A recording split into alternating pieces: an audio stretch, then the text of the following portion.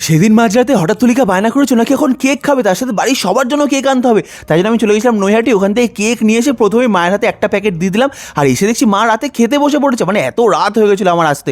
মা তো আমাকে দেখে বলছে কী এটা আনলাম, দেখো তুমি কী আছে আগে নিজে দেখো, ভাতটা তুমি একটু পরে খাও, আগে এইটা খেয়ে নাও। মা বলছে কী, ভালো করে দেখি। তা মা প্যাকেটটা নিয়ে খুলে দেখছে ভিতরে তো রয়েছে কেক।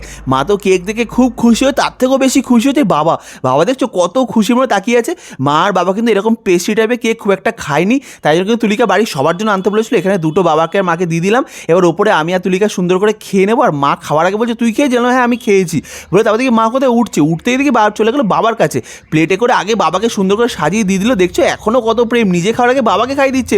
আর আমার মায়ের অবস্থা দেখছো, হাতের মধ্যে এমনভাবে মাখামাখি করেছে, হাত চেটে চেটে খাচ্ছে। এরমভাবে কে খায়, বাবাটাও একই রকম, মানে আমার বাবা মা পুরো আমার মতোই হয়েছে, আমিও তো এরকমভাবেই কেক খাই। যাই হোক, ওনারা সুন্দর করে কেকটা খেয়ে নিক। তোমাদের ভিডিওটা কেমন লাগে অবশ্যই কমেন্ট করে জানিও। আর নৈহাটি থেকে কে কে পেস্ট্রি খেয়েছো সেটাও কিন্তু জানিও।